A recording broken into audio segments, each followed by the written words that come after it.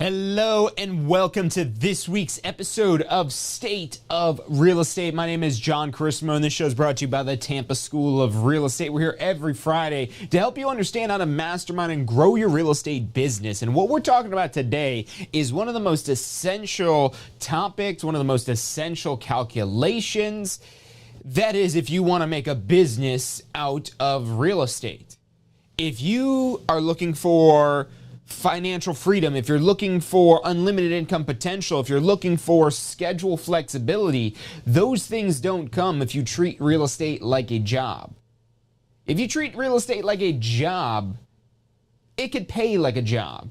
Real estate has all kinds of potential. But if you really think of this more as a business and how your business makes money, how your business generates revenue, is through commission. Now, when you're starting out as a sales associate, some of you might already be licensed. Whether you're tuning in on Facebook, YouTube, wherever it is, let us know if you've got your license already. Maybe you're thinking about getting started in real estate. That way we could gauge today's live show most towards who's tuning in today. But this is something you're going to understand at all levels. This is something that could be on your exam if you're just studying for your exam. It's something that when you're first getting started in real estate, really before you get started, you might do this math to see, oh, I should get my real estate license. There's a lot of money that can be made. But if you just look at this on a per house type of basis without understanding the larger number that this commission represents, which is the overall revenue for your business, now it's understandable why it is our most important calculation. Because if we can't get this, we have no business. We're not able to serve clients. We're not able to provide our services.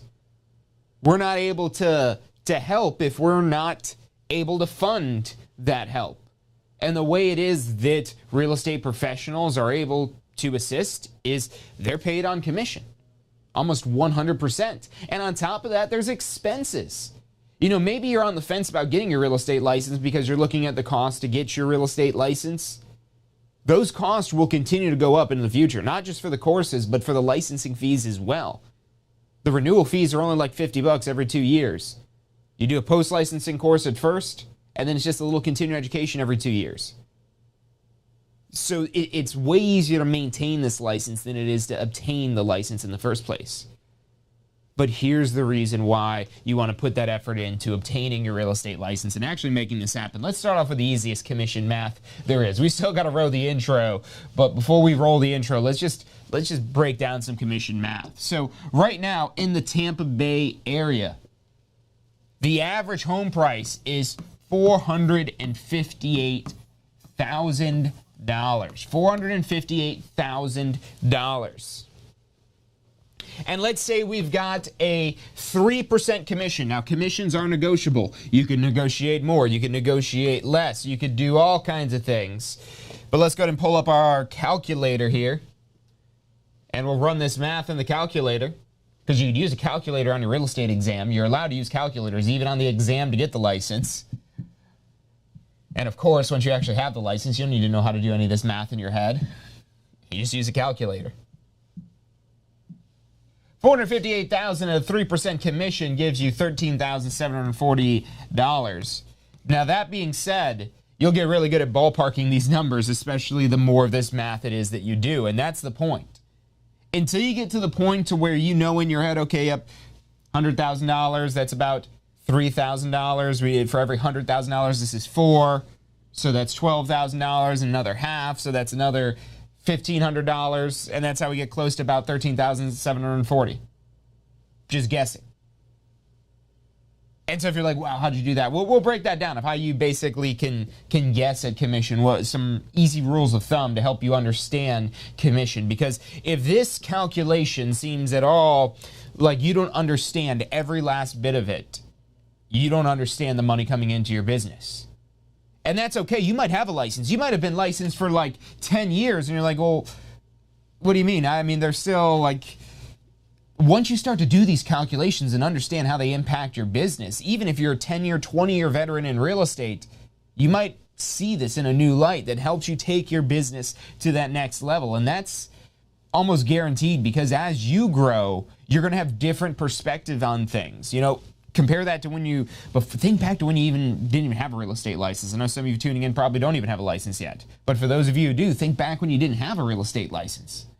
What was that life like for you compared to now? And again, being in control of this number here, of these calculations, because this is just average, and there's no need to be average. Matter of fact, average doesn't exist. It's not necessarily that all the houses are $458,000 in Tampa. There's a lot of houses that are millions of dollars. And then there's houses that, you know, depending on the area it is you're looking at, this might be low. But then there's also areas where you might be able to get a single-family home still around like $200,000, especially in the more rural, suburban areas of Tampa and whatnot. Maybe smaller properties. Plenty of deals, especially as the metropolitan area of Tampa grows. So it's really exciting, and the thing that's continuing to drive our growth into the future for anyone that might be worried about the market or whether or not supply and demand makes sense, that's another part of commission here. Commission factors into all this as well. So we'll be touching on this and a whole lot more. We've got a really exciting show for you today. My name is John Chrismo. You're watching State of Real Estate.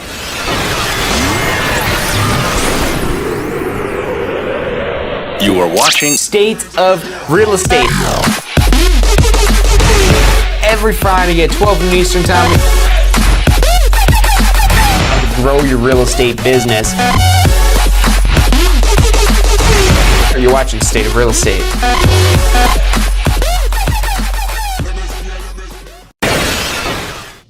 Hello and welcome back to this week's episode of State of Real Estate. My name is John Carissimo, and the show is brought to you by the Tampa School of Real Estate. We're here every single Friday. Make sure you're subscribed to the channel. Hit the little bell icon if you're watching on Facebook or YouTube, or if you want to go ahead and go to tsre.us. So if you type that in your web browser, go to tsre.us. And then drop in your email anywhere on that website. It'll take you right to tampaschoolofrealestate.com. Drop in your email anywhere on that website, and we'll send you out notifications whenever it is that we go live. But let's get back to the math, back to the calculations, because I know that's what you're all here for. You want to figure out, and you know, let's keep this calculator up here. We're going to need this. We're going to be using this calculator. If you've got your own calculator handy, whip it out. Maybe you're watching on your computer or something like that. Use the calculator on your phone. That's all we need, just a basic little four-function guy like this. So the average purchase price calculation we just went through before we ran the intro here. $458,000, 3% commission, $13,740. Now that is what we call gross commission.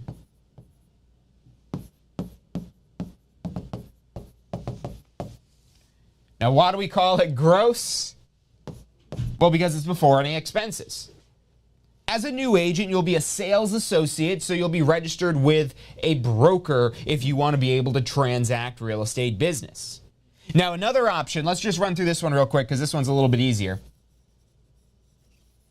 Let's say you don't want to go right into trying to run a full-time real estate business right out the gate. Now, I know some of you are ready to quit your job today and start something brand new, and you're going to go at all odds to make it work. We've got plenty of students in your same situation as well. But for anyone, first and foremost, we're just going to talk about this one easier, more part-time option, because this is quick to explain. And rather than you practicing real estate, because that's going to require a lot larger investment on your part, and I don't just mean cost, because it's not really that much money. It's about $1,000 to get the realtors and the MLS and all like these types of things. Joining with a broker, there's usually some sort of onboarding or initiation or startup fee or something like that. But that gives you the tools to be able to run your real estate business, to be able to transact real estate, to work with other brokers, to market your business, and so on and so forth. A lot of tools if you're going that route. And that's where you have potentially this full $13,740 on the table. However, another option that is the most part-time, easiest way to get into starting a real estate business without actually practicing real estate. Now, it is a felony to do this without a real estate license. So everything I'm about to tell you does require a real estate license still. If you earn any sort of compensation for the referral of real estate services without a real estate license, it's a third-degree felony, which entails up to 5 years of jail time. And now the FBI knows this in your browsing history that you've watched this, and so they could use that against you if you go try to practice real estate without having a real estate license. Oh, really? You didn't know that? Well, how about enter evidence of John Christmas here. So sorry for anyone trying to do that, but don't break the law, because they take this stuff really seriously. Now, you go take our 1-week course and go pass the 2 exams to go get your real estate license. You don't have to worry about third-degree felonies anymore as long as you activate your real estate license. And you have to activate your license somewhere if you want to be able to use your license. If you want to practice real estate, you do that with a full-service real estate broker. But if you're looking to, just take advantage of a way to make more, and I don't want to call it passive income because it still involves work, but a more passive form of income than actually practicing real estate is through referrals. And a typical referral fee would be something like 25% of this $13,740. So we multiply that by 25% here. That's $3,435. That could potentially be for a referral fee. So that $3,500 would get paid to your broker. There's some sort of commission split typically. Let's say it's 15%.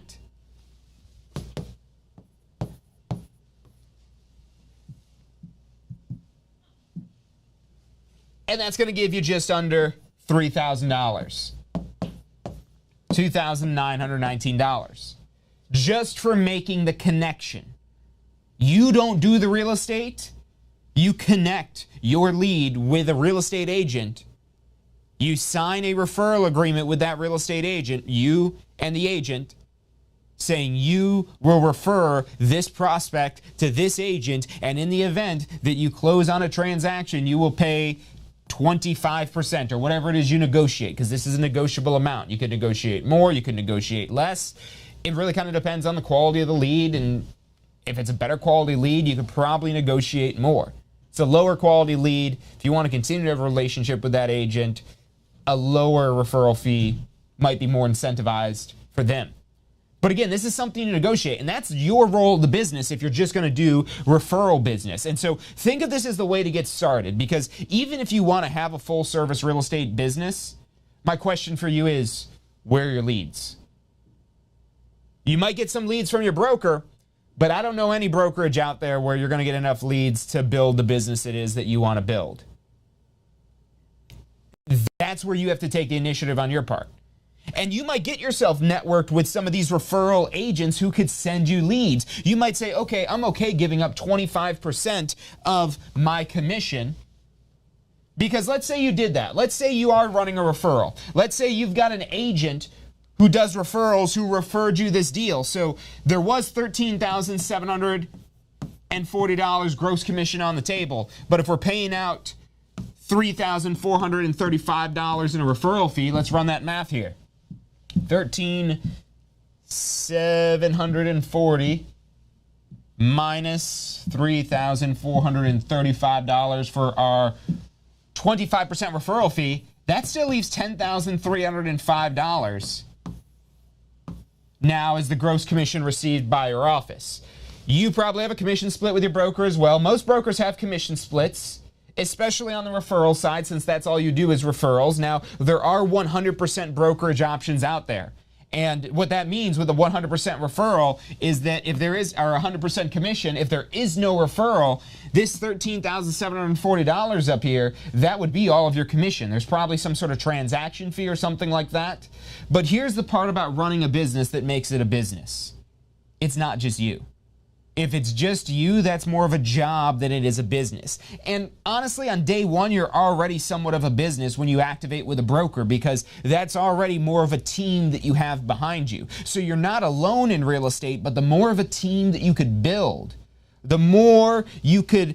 And when I say team, don't think of just real estate agents having, you know, a team of other real estate agents. Yes, that could be your team. But before you get to that level of team, you're going to have a team just in your broker of themselves. But maybe you have a title company that's on your team, or at least rooting for your team, at least cheering for your team if they're not on the team, if they're not officially on the team, whatever that means.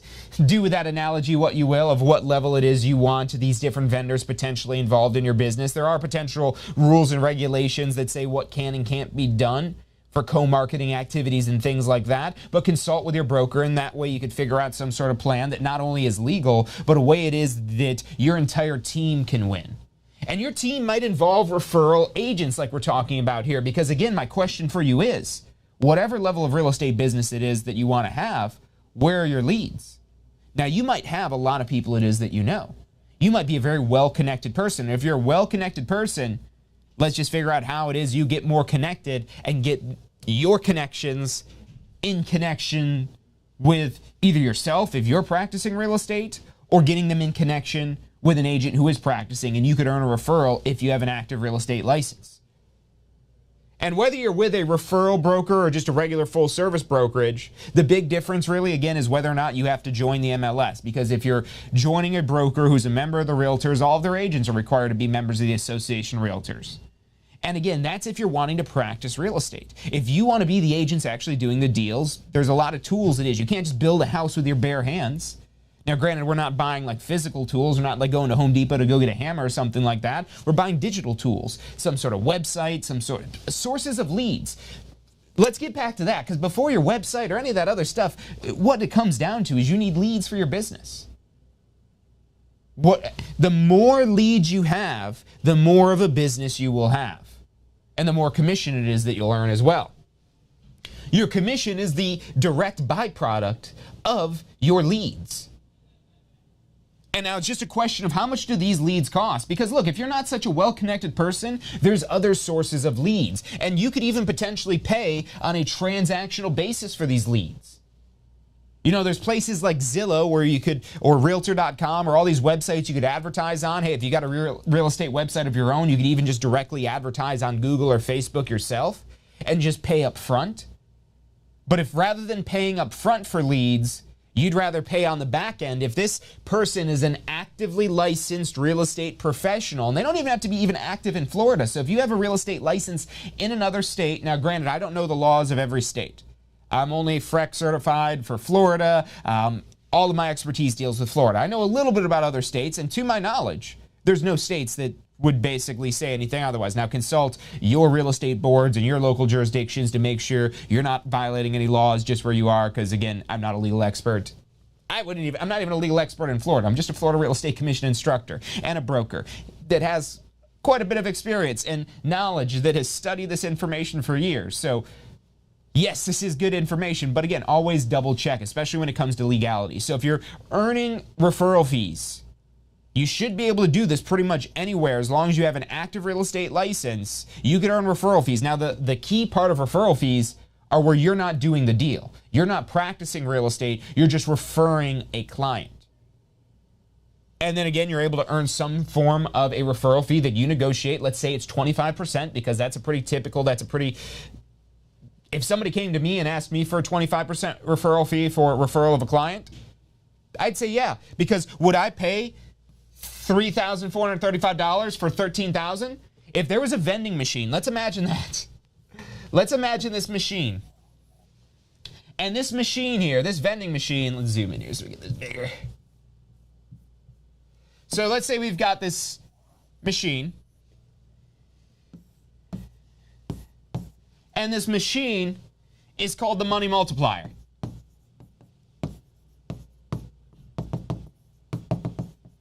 And here's the way that this machine works. You put in $3,435. You get out, what was our math here? It was like 10,000 something maybe. Let's see, 10,305.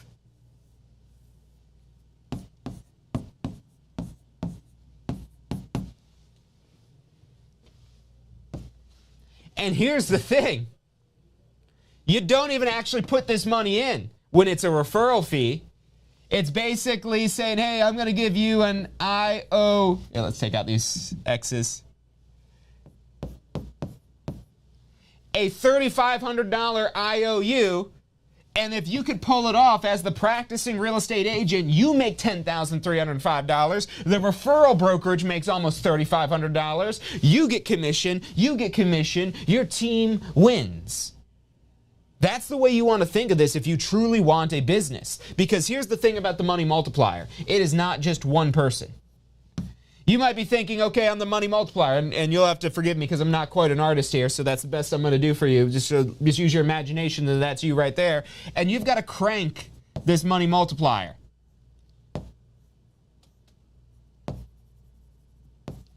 Yeah, there we go.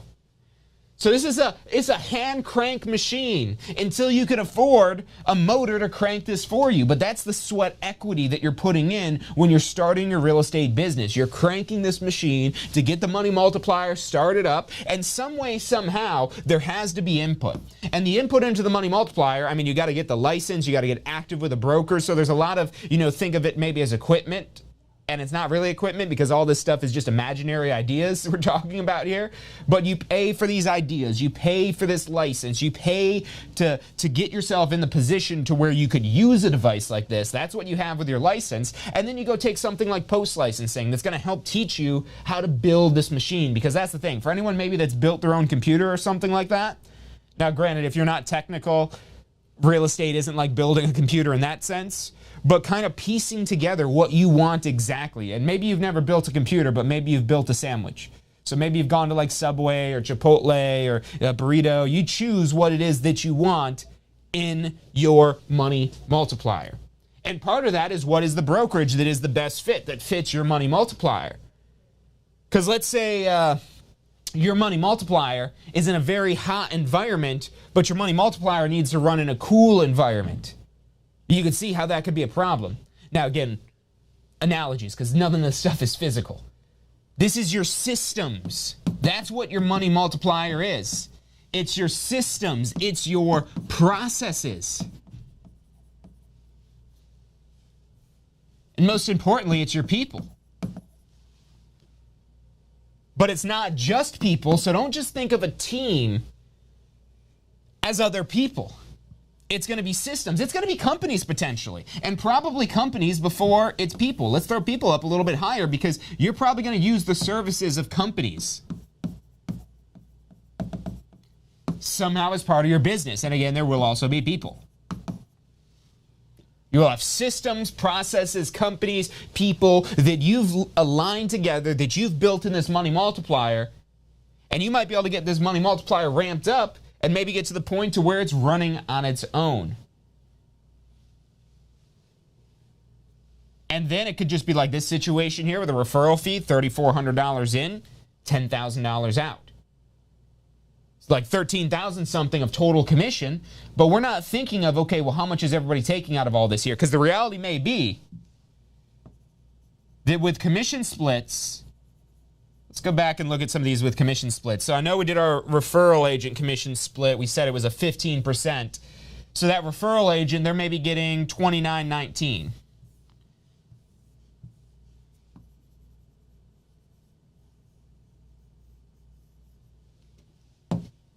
So $29.19. And then over here, let's say this 10,000, what did we say? It was 10,305. This was for the sales associate. So this was our gross commission here that the entire office received. $13,740. But $3,435 is going to the referral brokerage, whatever brokerage referred the deal, and that referral agent, if this deal closes, gets the $2,900. But now coming into the practicing brokerage, the brokerage that's actually serving the client, that's the $10,305 that we're seeing here. And let's say at this brokerage, now again, there are 100% brokerages where at this point, maybe there's some sort of transaction fee or something like that, but otherwise, you're getting 100% of the commission.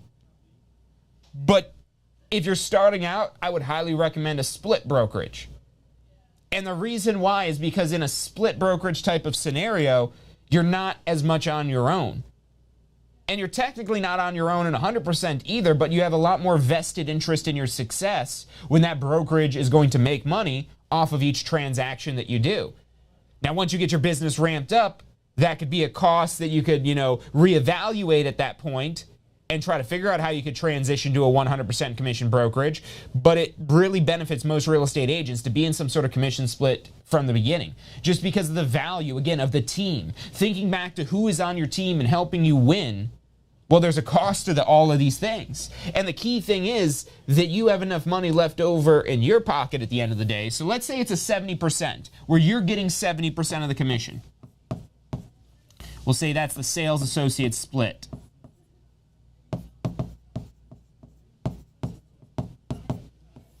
So out of that $10,305 at 70% commission, that's $7,213.50. $7,213.50.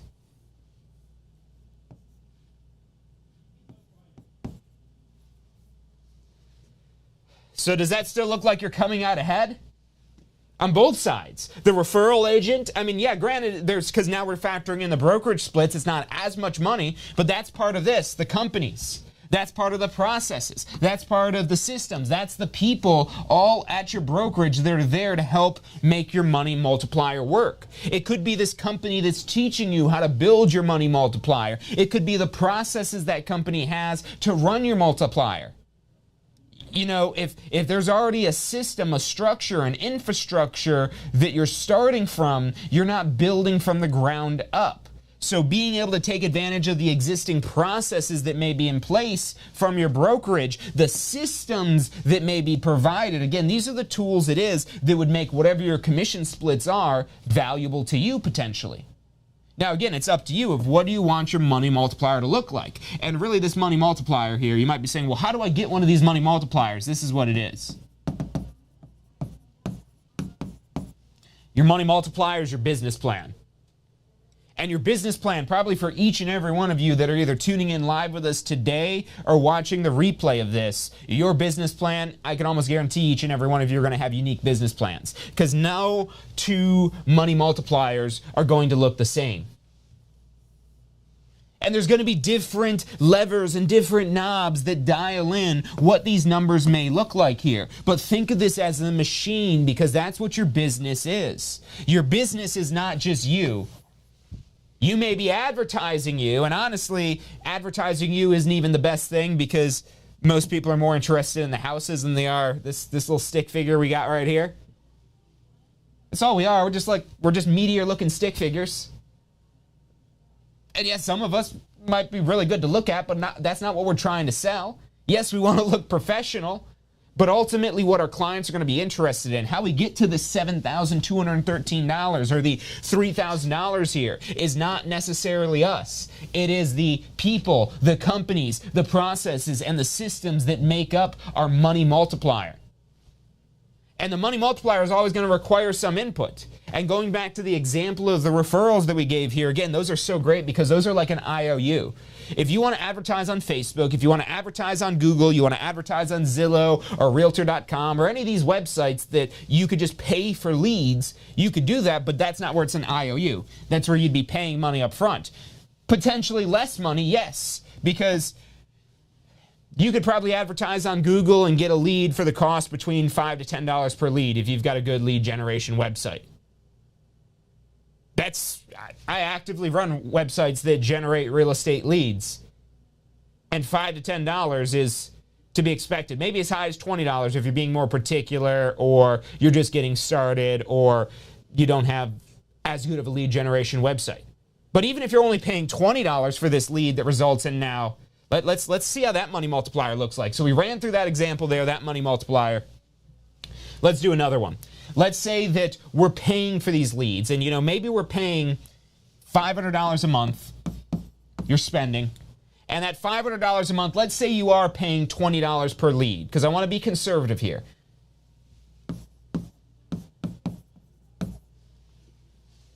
And do you need to pay for leads? Absolutely not. If you're a well-connected person, and you don't even necessarily need to be well-connected with consumers, you can just be well-connected with referral agents who like to give you referrals, and you don't have to pay anything up front for these leads. But here's the alternative. You could pay, and let's say you're paying $20 a lead. Now, if you're going to advertise on Zillow or Realtor.com or all these websites where you don't need to have your own website, you're probably looking more around $50 to $100 per lead versus like $5 to $20 per lead here. So let's figure out how many leads we would get. If we have $500 to spend and we're going to get leads at $20 a pop, that's not right. $500 a lead. Hold on. Let me slow down here. Touchscreen can't keep up. And we're going to, let's say, spend $20 per lead. There we go, 25 leads.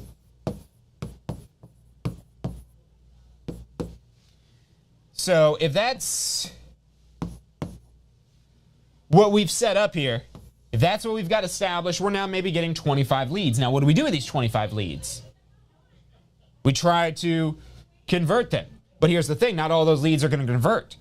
This is why so many agents don't do this, is they don't understand the parameters of their money multiplier. And this might be part of the process of your money multiplier. This might be your source of leads. So we're getting 25 leads now.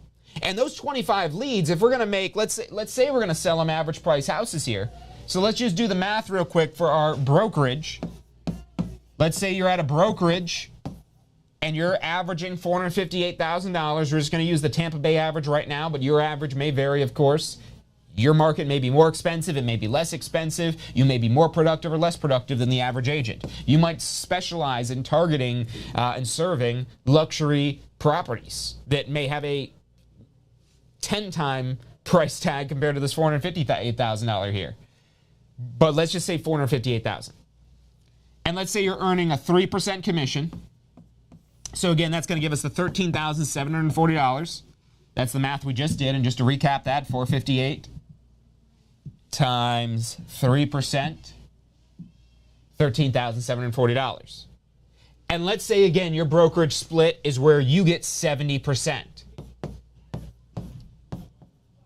So this is our commission rate. This is our sales associate split. And so now out of that $13,740, at 70%, you're getting $9,618. But now here's the difference. You're not paying out a referral fee. So in this previous example here, you're ending up getting about $7,200. And honestly, if you have a referral opportunity, this makes sense to me. This money, and you don't have to have just one money multiplier. You could take leads from referral agents, and those are great because you don't have to pay anything up front. You just agree to pay on the closing.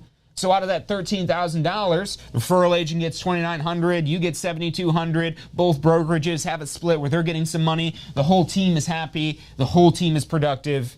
Everyone wins. And look, you might have temporary teams. When you're working with another brokerage, don't think of them as an opponent. They're part of your team. Just for this transaction, just temporarily. But the teamwork makes the dream work. So let's go back over here, and again, let's say we're on this route. So now you can see the difference. 7,200 versus 9,600. But now we did pay for leads. And let's say we needed these 25 leads here, and so we spent, let's say, $500. That now leaves you at $9,118. And in that case, you're still coming out ahead versus the $7,200. Maybe you're paying for a website as well. That could be part of the cost for this. I mean, honestly, though, at this point, you still got $2,000, $1,900 to give before the referral option makes more money. So if you're not advertising as profitably, maybe you're spending $1,000 a month. If you could get to one closing a month, is that worth it? And this is the business math you need to understand because you need leads. Where are you going to get your leads? And you might say, well, I'm just going to rely on my broker to provide leads to me. Okay. But is your broker going to give you 25 leads? And then my question is, are those 25 leads even going to be enough? Because like I said, you could still spend $2,000. So let's do that. Let's say we're going to spend $2,000. Let's say we're really ramping up our business now, and we're going to spend $2,000 in ad spend. And you might be saying, well, John, how am I going to spend $2,000 a month? Well, when your business is producing $10,000 a month, would you spend $2,000? Well, yeah, but $2,000, why do I want to spend that up front? Okay, well, let's run the IOU machine. Let's run the IOU Money Multiplier. If you don't want to, if maybe you're not in a situation where you can commit to this advertising up front. And honestly, when you're starting out as a new agent, so anyone that's tuning in today that is a newer agent, I would try to get referral opportunities before you start investing money in real estate. You've heard me say this before on episodes of State of Real Estate and Ask the Instructor and all the stuff we've been doing for years, but as a new agent, because I have a bad experience when I started a new agent, I went like month number 1, I started spending money to advertise. I think I was paying for Zillow, which it operated completely different than it does today, but still a pretty similar model. I'm paying for you to provide me leads. And I did that right away. But here's the thing I learned very quickly. I wasn't very good at selling real estate yet. The previous job I had, the previous organization I was in, I was a great salesperson. As a matter of fact, I was rated one of the top salespeople in the company of over 180,000 employees.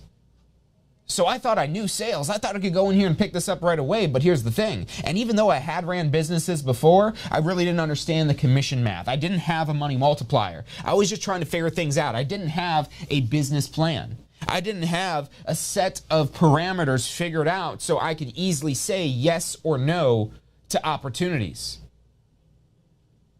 And you might be saying, well, John, why would you say no to opportunities? Well, because not all opportunities will pay. Not all opportunities are good.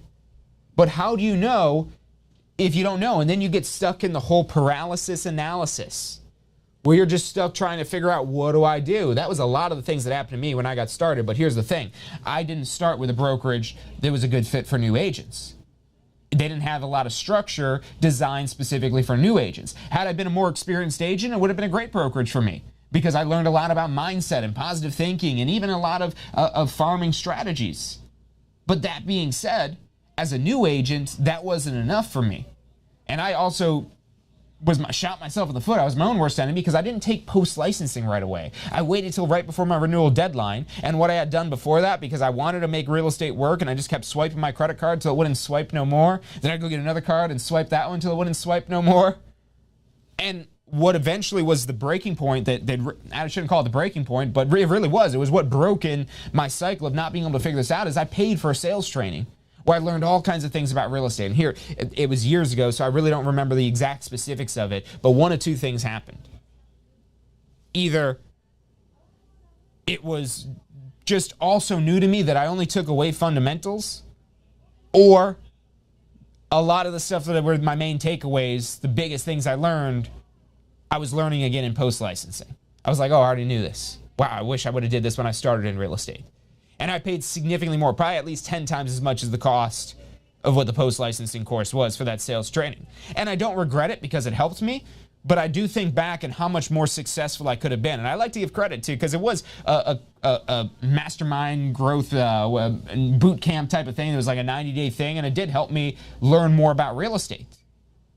But who knows how much more I maybe could have took away from that had I been in a better position to ingest that information.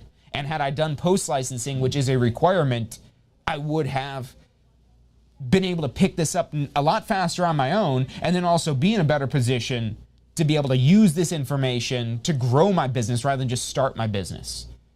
Time is something to get away here. Look, and that's why you can't just worry about trying to crank this wheel faster. You know, you might be in your job right now, cranking the wheel in your job as fast as you can, trying to get everything I can get out of it. Come on, give me a raise, give me a raise. And then the machine breaks down on you. That's probably happened to you. It happened to me. That was one of the things, figuratively speaking, that pushed me out of the job it was that I was in into real estate. And honestly, in hindsight, it was one of the best things that happened to me, was realizing that the future that I wanted was not the path that I was on. But I could still change course. I still had time to change course. And look, the average real estate agent is, I think 57 is the number on that. So regardless of what your age is, there's still time to change course. Whatever your concern is about real estate, you could usually learn your way through any obstacle. That's what I've found.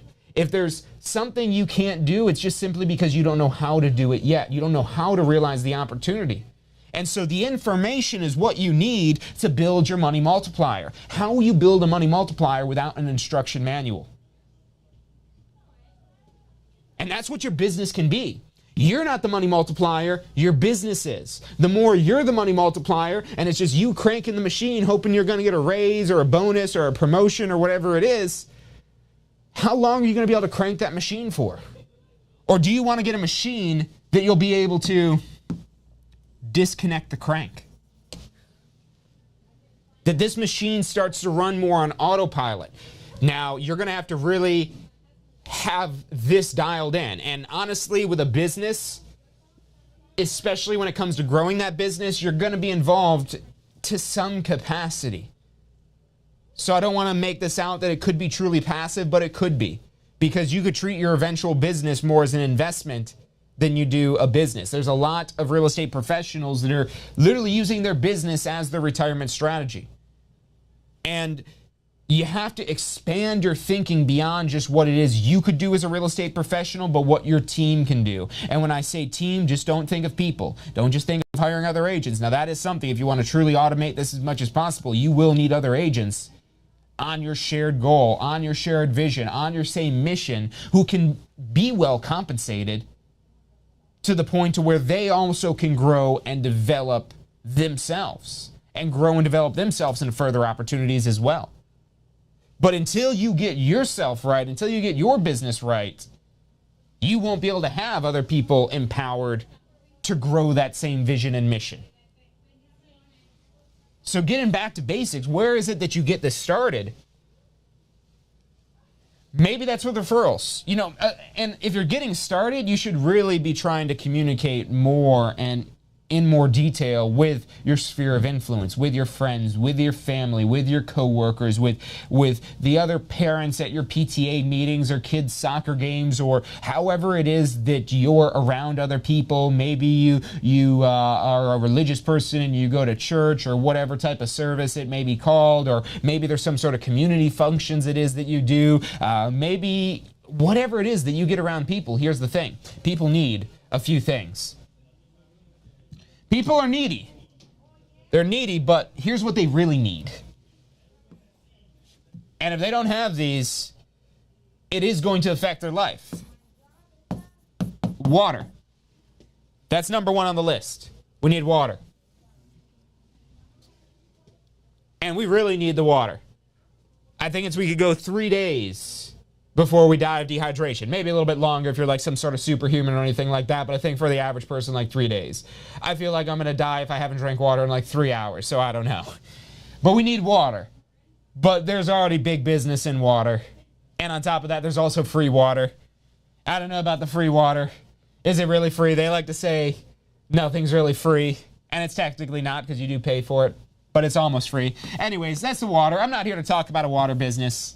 That's top of the pyramid. Very highly needed, but I don't know the angle. I don't see the angle. I'm not here to explain to you how to make money off of water business. Food is the next thing we need. I think we could go 3 days without food. We could go 3 days, or not 3 weeks without food. I've fasted for longer than 3 days. Intermittent fasting. And you can do this for more extended periods of times, but definitely something I recommend. Health probably fits into this somehow, but we're not even into health yet. Because if you don't have water, you don't have food, if there's no food to eat, are you worried about the health? Maybe you guys have seen the bad vegan thing in the pizza. I don't know if the vegan lady was eating the pizza or not, but, you know, if that pizza was all she had, I don't think she would die. I don't think she would die with the uneaten pizza in the room. If someone was locked in a room and they just had the worst food that they couldn't possibly eat, they'd rather die than eat. Would they, though? Probably not. They'd probably at some point eat it. People have eaten some really weird things in dire circumstances. Your brain changes before it lets you die. So crazy stuff. But we're not here to talk about that either, because I grew up in the food business, to be honest with you, and that's how I could speak from some experience. I was bussing tables when I was like this big and doing all kinds of things and behind the scenes of a restaurant, so I've seen firsthand what a restaurant business can be. And when I say what it can be, I don't have positive thoughts that come to mind. I'm not here to talk down on the food industry, because we do need food, but I am here to say that it's a tough industry. It's a tough industry. You know, if you love food, that could be great, and people always like to say you got to do what you love, but will you love it if you begin to hate it? I like to cook, but especially growing up in a restaurant, I know I'd never wanted to be a professional chef. I was always told, oh, you're such a great cook, you cook so well, you should go study culinary. No, not interested. Zero interest in that. And that's because I had seen it firsthand. And I know a lot of you maybe that are coming from the food service or hospitality industries, they're like, yeah, I'm with you. It was cool at first, it was fun at first, but now I'm over it. So we're not here to talk about food or water. We need these things. But number 3 on the list is shelter. Number 3 on the list is shelter. Now, people like to have a more, because shelter, that doesn't sound very inviting. Come to my shelter. Do you want to come for dinner and drinks at my shelter? Do you want to come for food and water at my shelter? No, you're going to say, do you want to come for dinner and drinks at my home? Because that's what this becomes when it is not in dire circumstances. You know, if you've got nothing, you're looking for food, you're looking for water, you're looking for shelter. But if you've already got food, water, and shelter handled, and you're enjoying the luxuries that exist in life, and hey, that's what life is worth living for, right? Being able to enjoy and experience life. So water becomes drinks. Food becomes dinner, lunch. You know, we have so much food. We have names for when we eat the food. We eat food for breakfast. We break our fast with breakfast. And then we eat lunch and sometimes brunch. And then we might have a snack in between. Then we might have dinner. If you're just looking for food, you're not calling it dinner. Yeah, maybe you are. But that's probably all you're calling it then is, oh, that's dinner. You maybe see a big buffalo out there. You're out there as a caveman. You're like, oh, look at that buffalo. That's dinner. That's food. That's dinner. And I don't think they named the food times like that because they couldn't store food and all that other stuff. So these are all luxuries it is that we're able to enjoy. But at the core, it is something that we absolutely need. And again, we need a home shelter. We sometimes may need an office shelter. We may need a play shelter, a vacation shelter.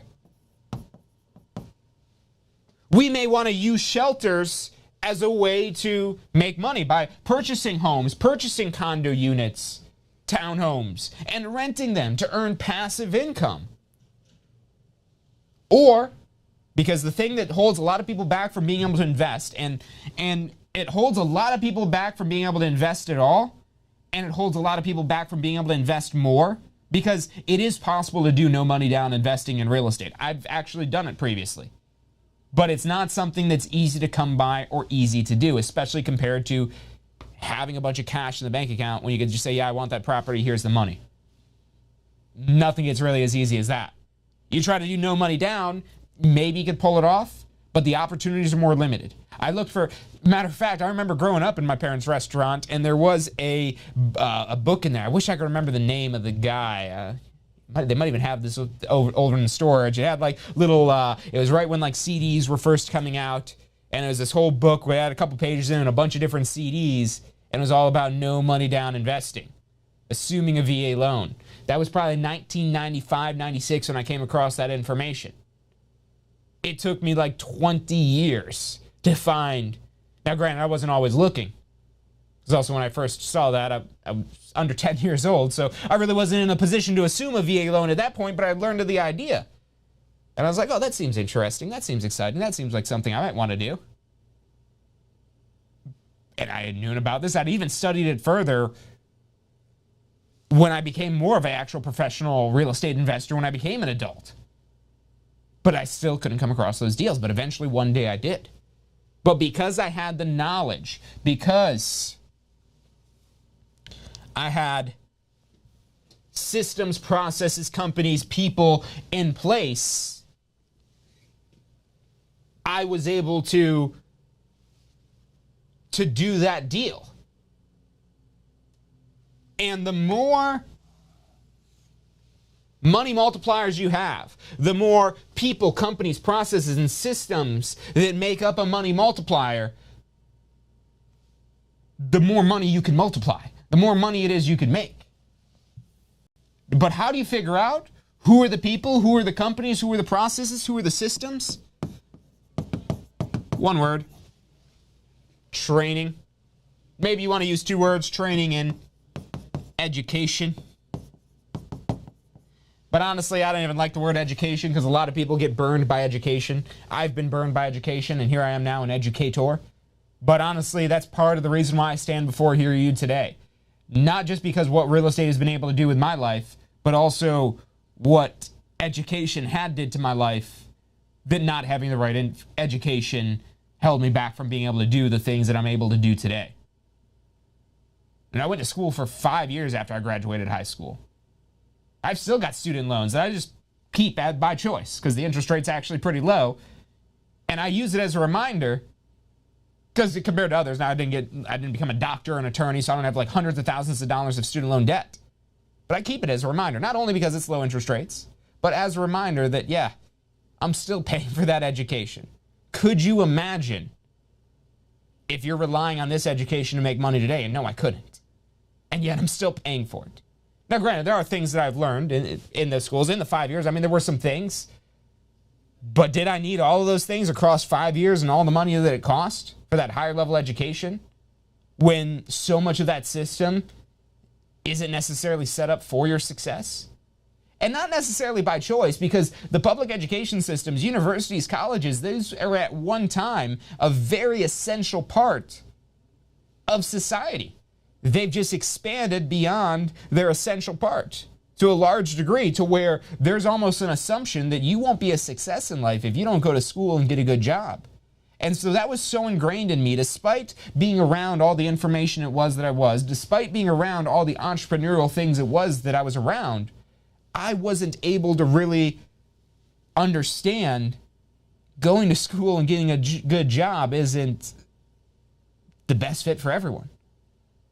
Now, if you want to be a doctor, if you want to be an attorney, you want to be some sort of field with and honestly, even if you want to be successful in real estate, you don't need to go to college to be successful in real estate. They sell real estate degrees at certain schools, and that real estate degree will exempt you from almost all the courses we provide, except for continuing education. So you still got to come see us, even if you go get a 4-year degree in real estate. I don't know how much that's going to cost you.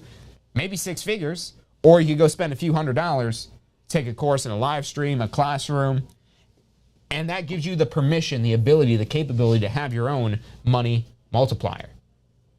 But then again, you want to get into post-licensing. So you could build a business plan. This is the training. This is the information that'll help you build a business plan, to help you figure out who are the people, who are the companies, who are the processes that will make up my money multiplier. And you might have a money multiplier like this for referral agents, because you're going to work with referral agents. Maybe you're the referral agent and that's your money multiplier. Or again, maybe you're a practicing agent and so you can make money off of referrals, or you can make money off of advertising per leads like this. And this one, it's great because if you only spend $500, you're making $9,118. But let's go back to this math here. Let's say we're spending $2,000 a month. We're ramping up. And let's say we're spending now only $10 per lead. Because as you spend more, what you'll find is you'll be able to be more efficient. And I know this for a fact. I've managed ad campaigns, currently do, that spend over 6 figures per month through Google, through Facebook, through various different campaigns. And one thing I know for a fact is the more you spend, the more opportunity you have for efficiency if everything is all set up right. It also has the opportunity for inefficiency, but granted, if this is working for you, you're going to be able to spend more money. So let's say you're getting leads at $10 a pop, you're spending $2,000. That's now going to produce you 200 leads. Shall we double check the math? Why not? Just to walk through this, because I know you might be spending some. You might be spending, say, $1,200 or $1,300, and it might be $12 per lead or something like that. So all we're doing for the math is just we're dividing. Top divided by the bottom. $2,000 in ad spend divided by $10 per lead gives you 200 leads. So maybe you're not really good at converting your leads. That you need 200 leads to get your one sale. I don't know if anyone's that bad. You get 200 leads. If you're doing something with these leads, I can almost guarantee you're going to have more than one sale. And that's $2,000. But let's say you did just get one sale. Out of these 200 leads, you're so bad that you have a 0.5% conversion rate. Because if you only get one sale out of this, that's 0.5%. And here's the thing, that might be all you get at first, but these 200 leads, if you follow up with them, you could convert every single one of these leads. On average, the average homeowner here in the United States sells their home every 5 to 7 years. And here's the thing, even if you don't transact with them, they could refer you somebody to transact with. Now, the thing is, unless they have a real estate license, you can't pay them a referral fee, but if you provide a great service to them, and serving them doesn't necessarily just mean selling their house or helping them buy a house. It could just be keeping them informed and updated of the market. That's how you could serve people. That's how you establish relationships with them so you could build that into a larger relationship. So these leads can be extremely valuable. Let's say, again, you get 200 of them and you can only convert one. We're being super conservative here. Let's say, again, you're going to do a $458,000 home. Let's say that's your average. That's the average of the Tampa Bay area right now. Let's say, again, it's a 3% commission. That's $13,740. Same exact math we've been using. And that's why you want to run these different scenarios for your business plan. Which one is going to make more sense? Because if we're spending $2,000, is that still less than what we're spending here for the referral? Yeah, because remember, we spent $3,500 for that referral. And if you're looking at what are the next steps to grow your business, stay tuned, because this is what we're talking about here. Maybe you do a referral to get a couple $1,000s, and you parlay that money, you reinvest that money back into your business to multiply again. You know, who's been to the casino and been on a winning streak, and then all of a sudden you start losing? And then you're like, okay, maybe I need to walk away at this point. Now, if you're like me, you go in there, you try to win it big, and then you run as soon as you do. Like, okay, I'm not letting you win, because I know the odds. I know how it works. I know it's only time before they get all that money back. But that's not how you want to treat your real estate business. This is not gambling. This is not Las Vegas. This isn't the Hard Rock. This is real estate. This is your business. So you want to double down. You want to reinvest, because that is the only way you will grow. If you don't reinvest in your business, how is your business going to expand? But what's important is you're reinvesting in the right things. And again, the most important thing in your business is where you're getting your leads. So that should be one of the first things that is you're thinking about, how do you invest? And maybe some sort of strategy to farm a neighborhood. You know, we could be talking postcards here. We're not. We're just talking like Google ads, because if you have a well-converting real estate website, this is probably the easiest way to do it. And why are we leaving money in here? Well, because these websites do cost money. Again, our referral fee we were paying out, if we're doing 25% on this deal here, is almost $3,500. We're only talking about spending $2,000 in ad spend and only trying to get one deal out of the 200 leads we're potentially getting from this here, from these 200 leads. Let's again say we're on a 70-30 split. I'm not even going to say you're 100% here, because again, we're going to be conservative. So if you're getting $13,740, I think that math was like $10,215 maybe. Let's get our calculators out. Because in real estate, you could always use your calculator.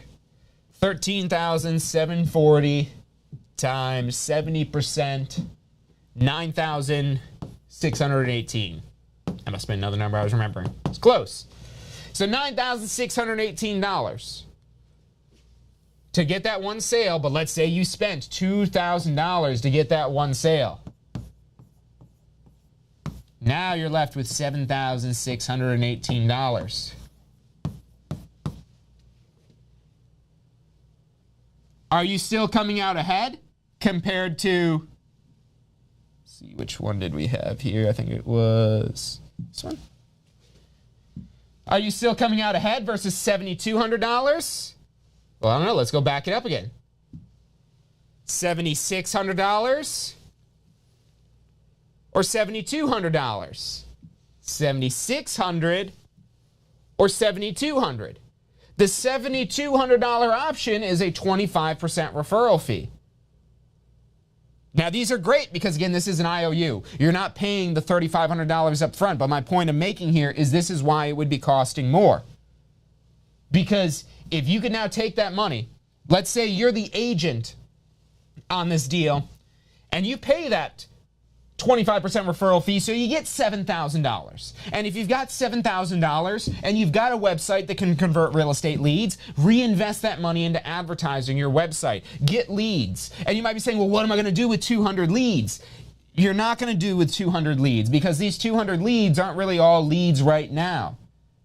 We're just looking for one of these to be a lead right now. And then maybe one next month, and maybe one the following month. And as we continue to do this on a monthly basis, we're going to ramp up even further. You know, because if you're doing this in a year, 200 leads times 12 months is going to give you 2,400 leads. How much business would you do with 2,400 leads? With 2,400 leads, I would argue to say you're probably going to do more than one deal per month. Is your broker going to provide you 2,400 leads? I know zero brokers that are going to provide you 2,400 leads in a year.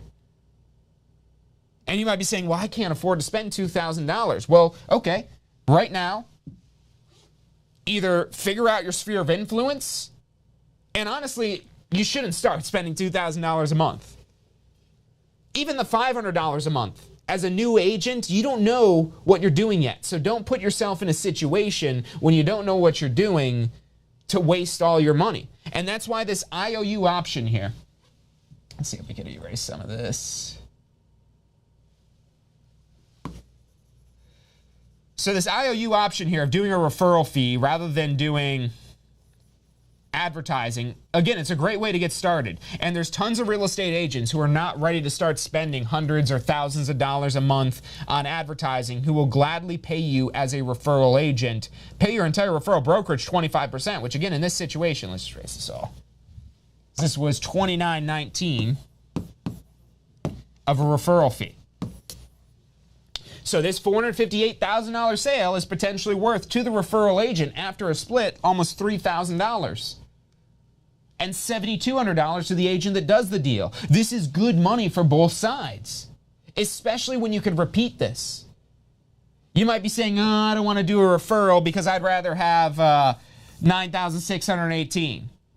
Okay, but where are you going to get your leads? Because maybe you start to advertise, but again, you want to be careful with this because if you're not good, you could blow through all 25 of those leads with zero to show for it. Or maybe not. Maybe you won't let that happen. Because maybe you are confident, maybe you are trained, maybe your money multiplier has the people, the companies, the processes, the system, the tools, everything it is that you need to make this happen. You know, the lead generation websites, they can cost money. That in and of itself is usually a couple $100 per month for a good website that'll help you nurture and convert these leads. So if that's not something provided by your broker, that's another cost it is that you have here, but it's part of your business because don't expect to get the $13,000. You know, so many agents stop at just calculating the 3%. But that's not what commission is about. Commission is about knowing all the numbers at all the levels so you can understand how these numbers impact your business because commission is the key driver of revenue in your real estate business. The better it is you understand how to manipulate these numbers to your advantage. And I don't mean like just trying to manipulate a person. No, I mean manipulating your business, manipulating your money multiplier. You got to get in there and tweak. You got to get in there and adjust. You got to go in there and pull a lever.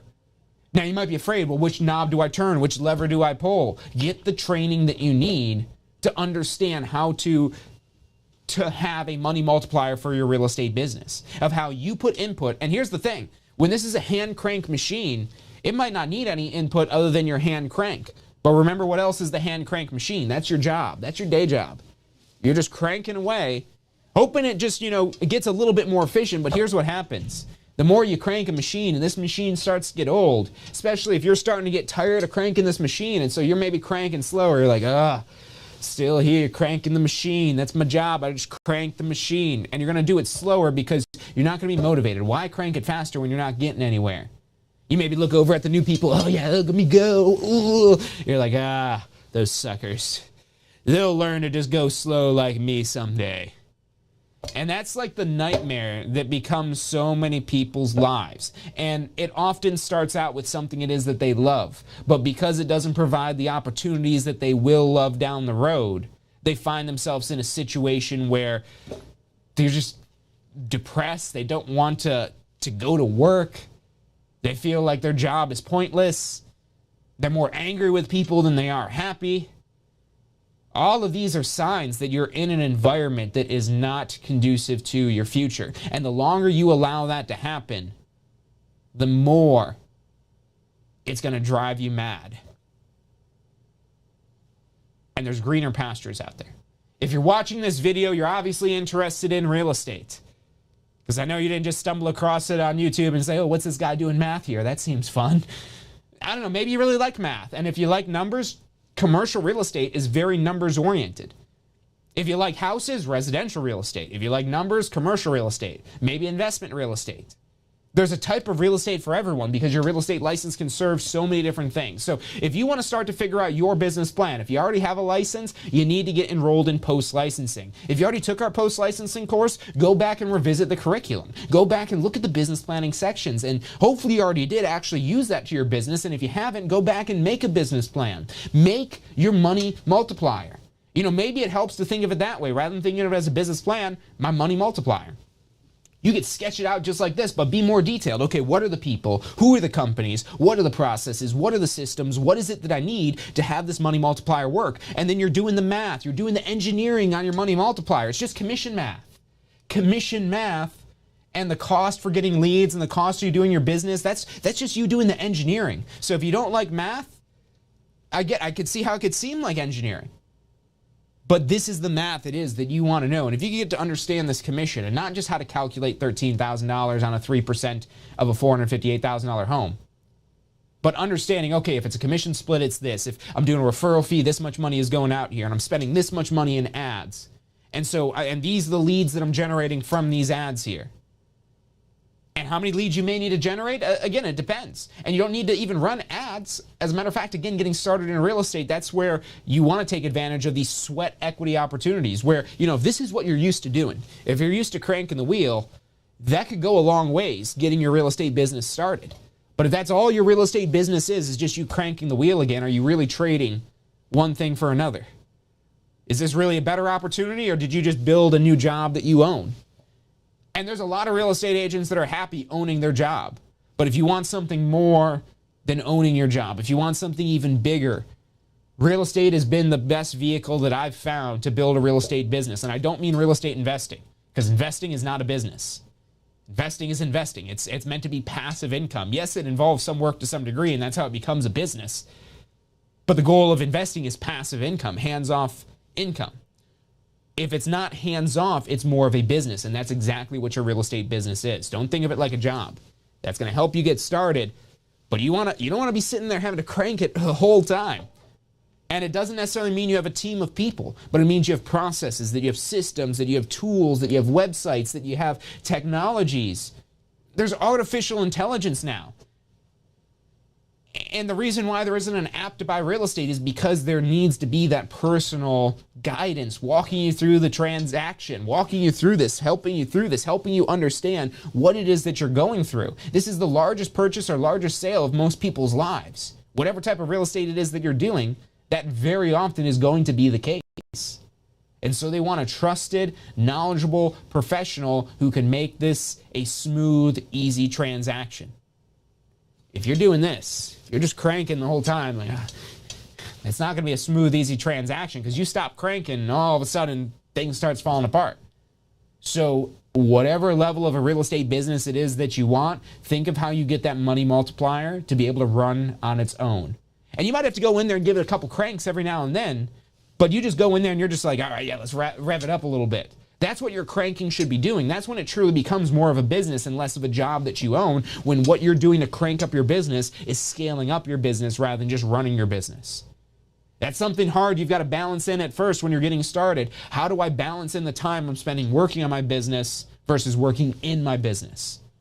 And you don't want to get caught up just working in your business. So you've got to balance out the reinvestment, balance out getting back into working and building your real estate business. So look, that's about all the time we've got for today. So I want to thank you for tuning in to this week's episode of State of Real Estate. If you've liked this episode and you want to learn more about commission, if you want to learn more about building a real estate business, of course, subscribe to the channel. But if you want to talk to somebody more one-on-one, we've got advisors standing by. We've got advisors here all weekend. If you're calling up this weekend, you can call us. You can text us. The phone number is 813-333-2676. Again, the phone number is 813-333-2676. Call us or text us at that number. Or if you want to find out more information online first, just go to tsre.us. That's tsre.us. Or you put in tampaschool.com or tampaschoolofrealestate.com, but tsre.us is our shortest, easiest way to get to tampaschoolofrealestate.com, where we've got all these videos. We've got all of our courses. You know, anywhere it is that you are in the world, you could take a pre-licensing course with Tampa School of Real Estate to get your Florida real estate license. We've had people taking our courses from Europe, from China, from Russia, from Canada, from literally all over the planet. Because we have a very robust online platform with both self-guided, at your own pace, non-instructor-led courses, as well as instructor-led live stream classes. As well as in-person classes if you want to fly into the Tampa Bay area here, or if you're lucky enough to already live in the Tampa Bay area. Come on down and see us. If you're already here in Tampa, you've got no excuse not to get in here and get the class. And anywhere in the world you are, that live stream is us bringing the class to you. And, you know, one of our advisors here, she's new, but she's got a real great attitude. She actually came up with one thing that she says that people think is the most hilarious. So if you've talked to a laundry, you might have heard her say this there. But she likes to say, you know, you could be watching eating nachos in your bed, taking your real estate course. Because this isn't like a Zoom class where we want to sit there and look at each other. Now, we don't want to look at your face. We want to look at the information. So that way we could learn this material here. So you've got a live chat to interact with the instructor. If you want to find out more information, call one of our advisors. We're here to guide you through this step by step. Maybe a classroom option would be a better fit for you. Maybe the live stream is going to be the best fit. Or maybe you want to do something on your own, at your own pace, on your own schedule, where you can take as much time to go through that material as much as you want to go deep into it. It's got all kinds of links that reference out to all kinds of different like little internet field trips you could take to learn more about the additional information. So whatever questions it is that you have, of course, you can always live chat on here, but if you want to talk to somebody more one-on-one, more confidentially, 813-333-2676. Make sure you're dropping your email on the website, tampaschoolofrealestate.com, and that way we'll send you out notifications whenever it is that we have new information to help you grow and build a better real estate business. It's about all the time we've got for today. I want to thank you again for tuning in. We'll be back next week. Until then, everyone have a great weekend. So you just got your real estate license. How can you jumpstart your real estate business? The number one thing you should do before you do anything else is post-licensing. Now look, this is already a requirement, so you're gonna have to do it anyways, but here's why you wanna do it early. The sooner you do post-licensing, the sooner you're gonna learn the real world concepts in post-licensing that will help you create a business plan that'll help you plan for your success in real estate. Post-licensing is all about real-world topics that are usable that'll help you grow your real estate business. And at Tampa School of Real Estate, we have the best post-licensing courses around. Find out more about how post-licensing can help you jumpstart your real estate career. Go to postflorida.com.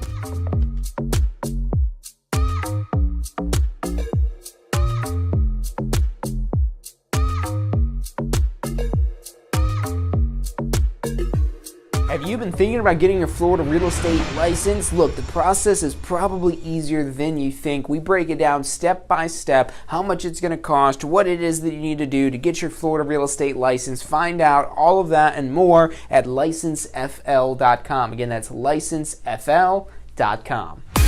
If you're looking to get in on the real estate action that's going on in Tampa right now, we're who you need to talk to. We can help you get your real estate license, start your real estate career. We're here to assist you for the life of your real estate career. Give us a call. Phone number is 813-928-0106, or check us out online at tampaschool.com. Do you want to incorporate studying for your real estate exams into your busy schedule? Now you can review the key topics you need to know to pass your class and state exams with our MP3 audio review. Simply pop in your headphones or connect to your car to reinforce crucial information while you exercise or drive. Listen to the first unit for free at mp3audioreview.com. That's mp3audioreview.com.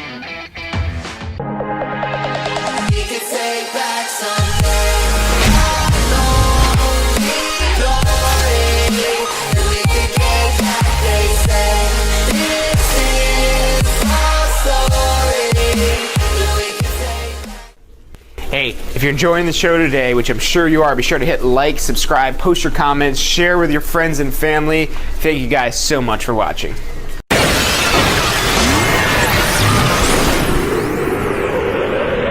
You are watching State of Real Estate.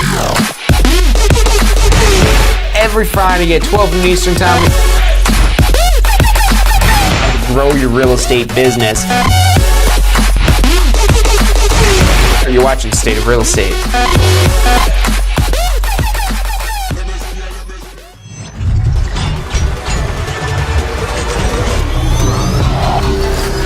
The most powerful tool to study for your real estate exam is the Question Simulator from Tampa School of Real Estate.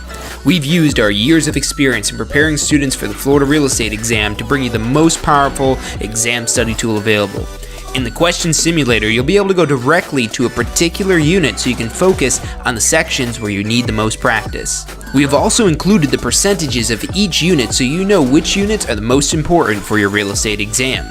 Every question will immediately give you detailed feedback, which is almost always more important than the question or the answer themselves. After completing all the questions in a particular unit, you can go through question by question and review any that you've gotten wrong. You could also print out a report at the end of each quiz. The Question Simulator from Tampa School of Real Estate is 100% mobile compatible, so you can practice with test questions anywhere you have your phone with you. Enroll now at questionsimulator.com and get ready to pass your exam.